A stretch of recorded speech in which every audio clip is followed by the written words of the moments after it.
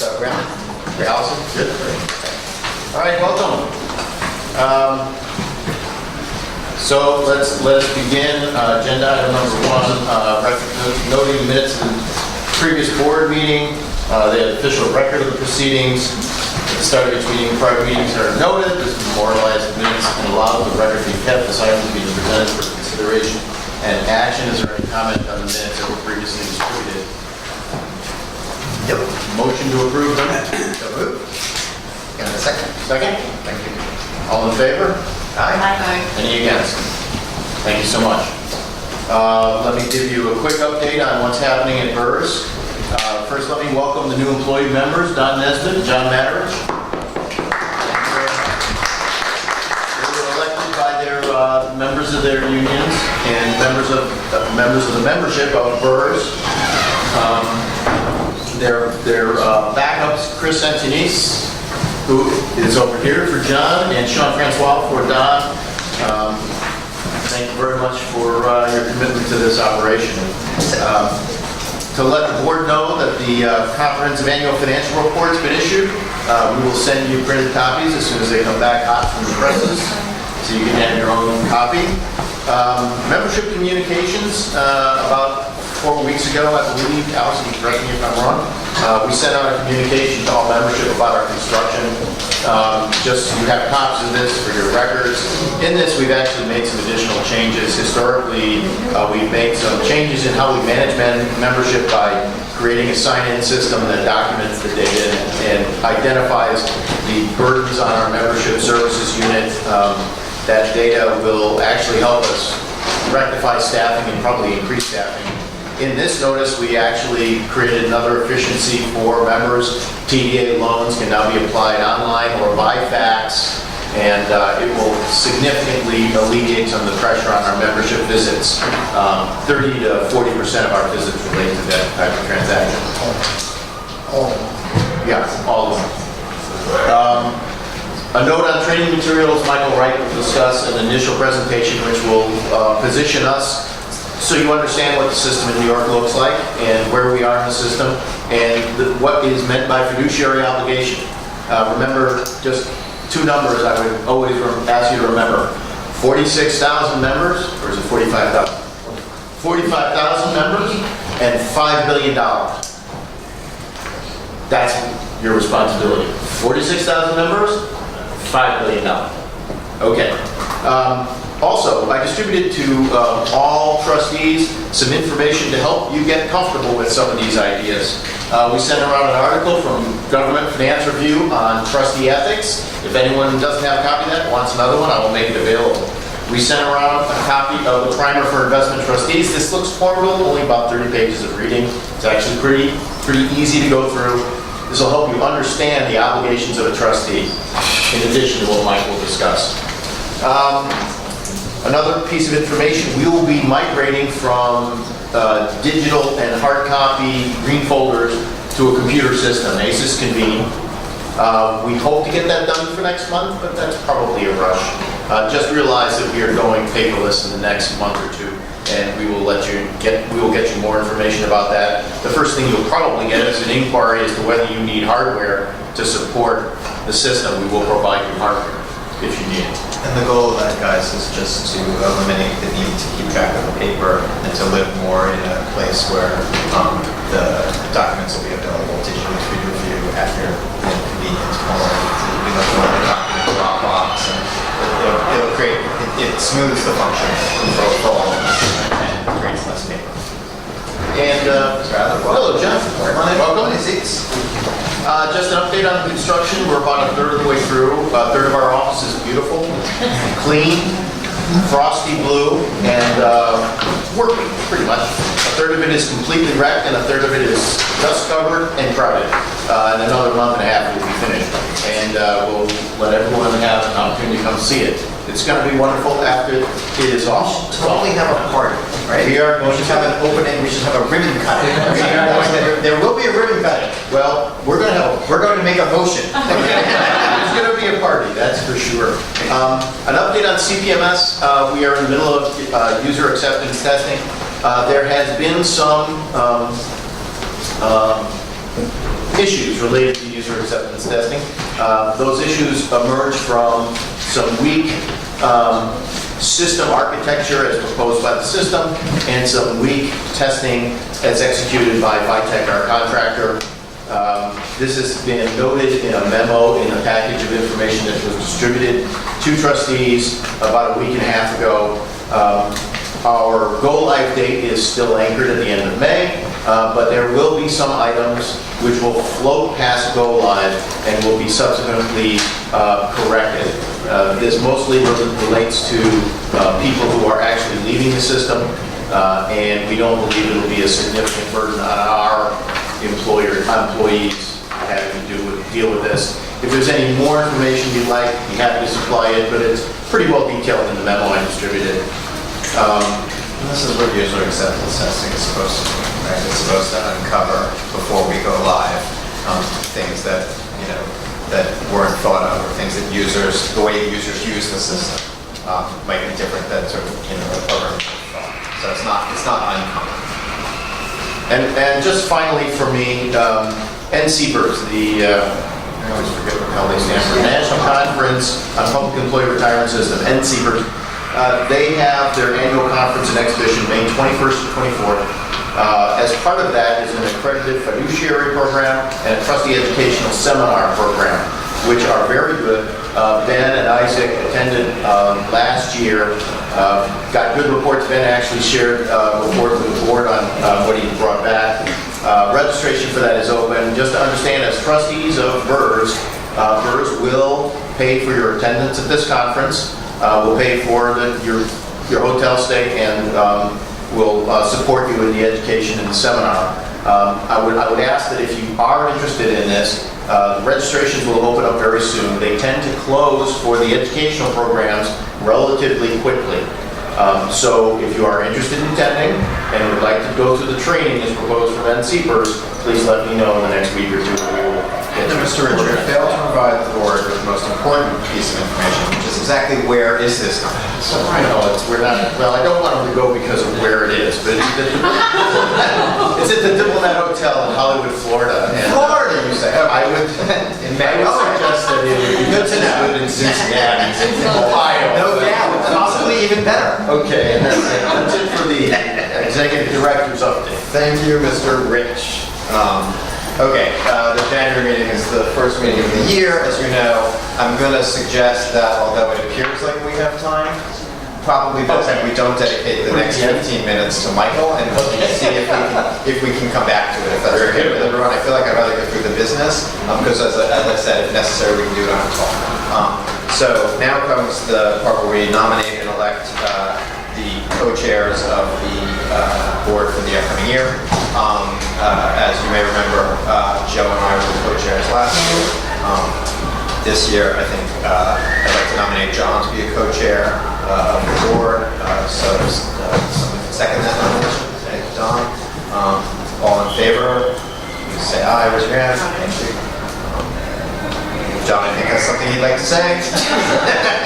I'd like to nominate Mr. Ray Orlando as my co-chair. Can I second? I'm honored.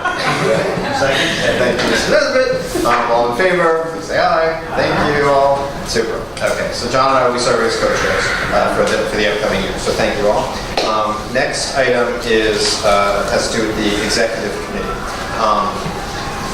We are intending this year to create 2 committees of the board who will be responsible for dealing with some of the more urgent and detailed work that comes up during the year. That the board, of course, retains the authority to approve all actions of, and all of the items will be brought to this board at its regular meetings. However, we felt like it might be useful if we created what we're going to call an executive committee. The executive committee would be responsible for a lot of the detailed work, including assessing investments, managing the details of the oversight of the investments that we approve, proxy management for the investment portfolio, approval of retaining an auditor, reviewing the audit report, reviewing the BERS annual budget, and ultimately making full recommendations to the full board on how to proceed. These activities will, the activities of the committee will support this board, which must approve by vote all final actions.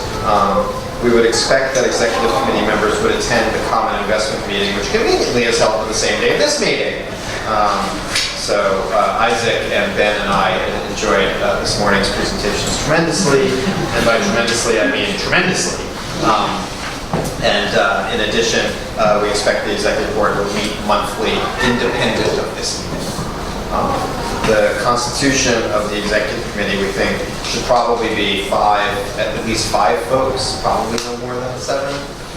And we would suggest that we'd like the executive committee to include the chancellor's designee, me, and at least one of John and Don, as well as the 3 more members. Fortunately, it looks like we got some nominations. So, can I nominate everyone? They volunteered, I say yes. Okay. So I guess what I'd like to do is I'd like to make a motion that the executive committee consists of the following members: myself, John, Don, Michael, Isaac, and Ben. If anyone else would like to join the executive committee, please feel free. Otherwise, perhaps I can get a second on my motion. Thank you, Vanessa. Any discussion? Does anyone want to kick it around? Okay. In that case, all in favor, please raise your hand and say aye. Aye. All opposed? Abstentions? Super. Thank you. Executive committee composed. Next, we've also decided to create a disability committee as a proposal this year. This is recommended to us to ensure that we are in legal compliance with the disability determinations that are made on behalf of the beneficiaries. The disability committee will be responsible for reviewing and making recommendations again to all of you for the full board for approval or denial of the individual disability applications. Again, we're going to see if we can get at least 4 trustees to be members of this, including both Don and John. The committee would again meet monthly or as necessary, depending on the volume of the work. And we expect that we'll be reviewing 10 to 15 disability requests each month. The case review process includes both a review by the medical board that reviews the proposed beneficiaries for their disability, as well as access to the complete disability file and all these documents. With that, I'd like to make a motion that we create a disability committee this year, whose members would include John, Don, Peter Calandrella, fortunately, isn't here, and myself. But I can assure you that he volunteered. Yes. And if any of the rest of you would like to join the disability committee, again, the committee will meet monthly and make these determinations and review the records. I'm sorry, Gary? Excellent. Thank you, Gary. Gary and Neil, super. Great. We will add Gary and Janelle. So I'd like to amend my motion, if I may. I would like to move that we create a disability committee whose members include Don and John, Gary and Janelle, myself, and Peter Calandrella. Can I have a second? Thank you. Any discussion? Does anyone want to take it around? No? Okay, super. All in favor, please raise your hand and say aye. Aye. All opposed? Abstentions? Carried. Thank you. So, as a detail for governance purposes, we need to pass County Item 32 and 33, which are authority and procedure for executive committee of the Board of Education Retirement System, and authority and procedure for the disability committee of the Board of Education Retirement System. This has to be voted on by the board. Super. So, ask for a Super. So, on behalf of Sandy and Alex, I would like to propose that, having already voted these things, we vote for them again. Calendar item 32 and calendar item 33. Calendar item 32 first. Calendar item 32 we will call the authority and procedure for the executive committee of the Board of Education Retirement System. May I have a second on my motion to adopt? Thank you, Don. Anyone would like to further discuss this matter? Nor would I. All in favor of voting to approve the authority and procedure for the Executive Committee of the Board of Education Retirement System, please raise your hand and say aye. Aye. All opposed? Abstentions? Motion carries. Super. I would also like to move calendar item 33, which is the authority and procedure for the Disability Committee of the Board of Education Finance, which we previously discussed. I would like to move that we approve that. I have a second. John, is there any discussion? In that case, all in favor of voting to approve calendar item 33, the authority and procedure for the Disability Committee of the Board of Education Finance System, please raise your hand and say aye. Aye. Opposed? Abstentions? Motion carries. We have now done calendar items 32 and 33. Thank you, Bert. It is my pleasure. So, We're now going to move to agenda item 3F, which are calendar items 2 to 20, which are the ordinary business of BERS. These being the ordinary business of BERS, they're opposed in both. Super. Anyone like to, actually may I have a motion to approve calendar items 2 through 20 with no business? Thank you. Second? Thank you, Jim. If there's any discussion, would anyone like to discuss calendar items 2 through 20, which are included in your packet and other people have business? Seeing none, I guess we should go. Well, Yes. just to make sure there's no question about what the ordinary, I see some questions. Alex, could you give them 90 seconds of what that means? Every single retirement, every single death benefit, every single refund that was processed since the last time this board met. Requires an authority to be Ordinary course. finalized. Right, but all transactions have to be approved by this board. Okay, thank you. Thank you.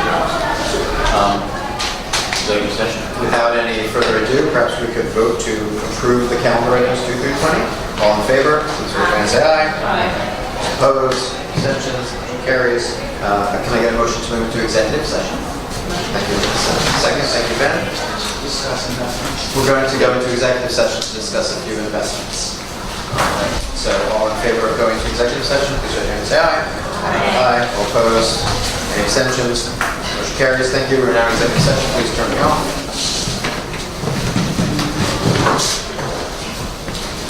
Go back to public session.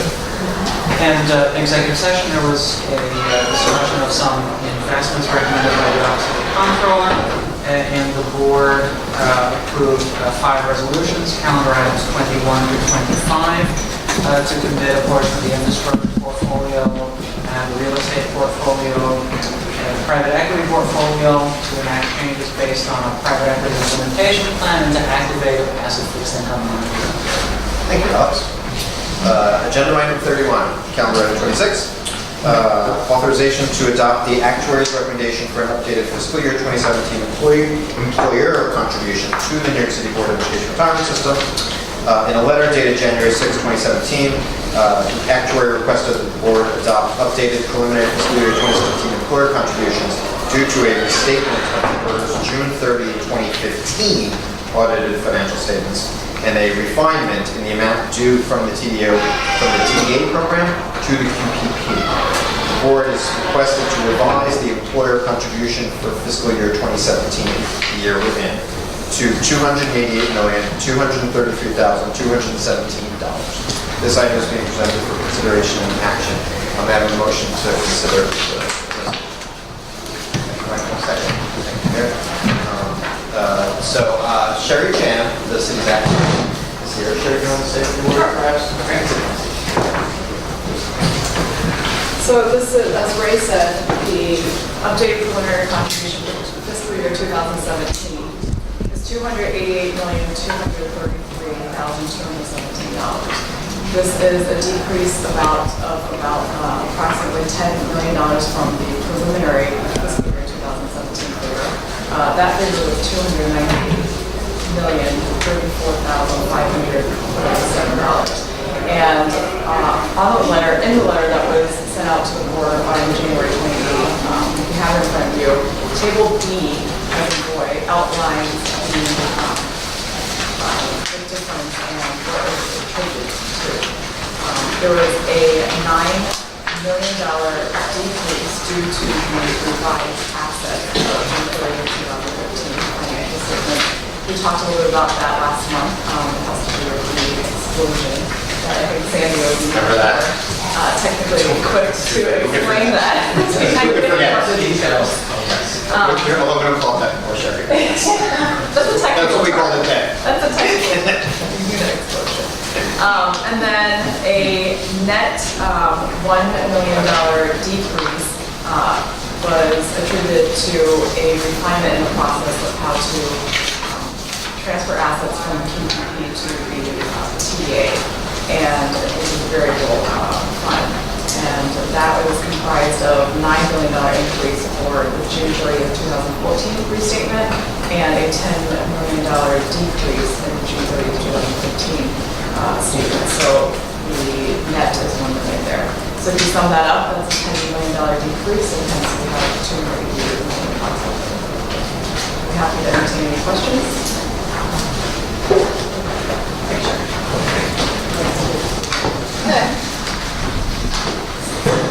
Okay, any discussion? Does anyone want to review the previous conversation? I could definitely skip it myself. If not, I guess we move to approve it. Vanessa, you guys? Okay. So, motion to approve the new estimate. Thank you, Michael. Thank you, Vanessa, for the second. All in favor, please raise your hand, say aye. Aye. All opposed? Any abstentions? That carries. Okay, moving on. Counter item 27, agenda item 3. Authorization to the actuary to utilize pension census data to compute other post-employment benefit obligations. In a letter dated January 6th, the actuary requested that the board adopt a resolution to permit the Office of the Actuary to utilize pension, census data in the calculation of our other post-employment benefits, also known as OPEB obligations, as required under GASB. This resolution requests permanent approval to use such data as long as GASB requires OPEB actuarial calculation disclosure. This item is being presented for consideration and action. Can I get a motion to thanks, Karen, for the second? So just to recap, I think I talked to some of you about this previously, and we might have discussed it last month. Sherry has uses data that we provide to her that she has already, and this is just us authorizing her to use it. We've previously done this on an annual basis, so every year we say, yes, Sherry, you can use the data. Sherry's requested, quite I think appropriately, that we just say, from now until GASB doesn't require her to do it anymore, we let her use the data. The data is just used to calculate our OPEB liability, which some of you may be familiar with, but it's everything that's not a pension liability. So health insurance, stuff like that is the prime example. Assuming that anyone has any questions, Sherry can answer them, or I'd be happy to chime in, but I think we're just authorizing her to use data that forever until she doesn't need it, as opposed to every year coming to the meeting. So I guess all in favor of the motion to approve calendar item 27? Please raise your hand, say aye. Aye. All opposed? Any abstentions? Motion carries. Thank you. Sherry, you won the lottery. Okay. All right, Sherry's got less. Okay. Agenda item 3N, calendar item 28. Authorization to the New York City Law Department to accept a settlement offer of litigation against Bank of New York Mellon. In October 2011, the City Controller and the New York City pension funds, ourselves included, joined the New York Attorney General in suing the Bank of New York Mellon, alleging that it overcharged the pension funds when it traded foreign currency. After lengthy fact discovery, expert discovery, settlement talks, and mediation efforts, the New York City Law Department has recommended that the pension funds accept the settlement with Bank of New York Mellon of $30 million, subject to a late tort claim, in full resolution of the pension fund's claims against Bank of New York Mellon. We had previously approved this by e-vote on the eve of Thanksgiving. Apparently on the eve of holidays, we approved lots of things by e-vote, and we're just presenting this item for ratification. May I have a motion to ratify the previous e-vote and approve calendar item 28? Thank you, Lori. Second? Thank you, Isaac. Any discussion, questions? All in favor, please raise your hand, say aye. Aye. All opposed? Any abstentions? Motion carries. Calendar item 29. Authorization to enter into agenda item 3L. Authorization to enter into an agreement with Presidio Networked Solutions Group LLC to purchase equipment and hardware. As part of our top to bottom, it literally says, renovation of the 16th floor of 65 Court Street, ribbon cutting to be announced, we will be upgrading our telephone and data network, which I assure you needs it. The cost of such an upgrade was within the previously approved budget for the renovation, and we have contracted with Presidio Network Solutions Group to provide the equipment and associated services to accomplish this upgrade.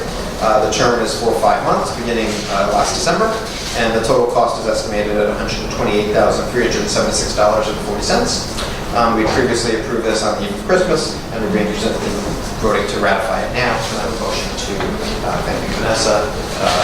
Second, Gary, thank you. Any discussion on this item? All in favor, please raise your hand and say aye. Aye. All opposed, any abstentions? Motion carries. Thank you. Agenda item 3P, calendar item 30, authorization to enter an agreement with ASUS Systems Limited to purchase licenses and services for a board portal. The Controller's Office is contracted with ASUS Systems Limited to manage a board portal for use with its common investment meetings. BERS seeks to contract with ASUS Systems Limited to utilize a similar board portal for trustee matters in order to promote efficiency and reduce consumption of paper. The total proposed contract amount is $12,850.50 for a 3-year term beginning next month, depending on the timeline of contract negotiations, and this item is being presented for consideration and action. Can I have a motion to approve the authorization? Thank you, Donna. Second, Lori.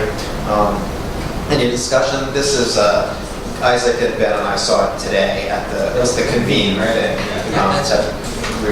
Sandy was referencing earlier. It's an electronic document. And I mean, we'll see. It's worth a try. I think it'll help us all with the paper load. Any further discussion? Any questions? Okay. Can I have a vote? All in favor, please raise your hand and say aye. Aye. Thank you. All opposed? Okay. Motion carries. Calendar item 31. Agenda item 3Q. Adoption of policy regarding speaking engagements.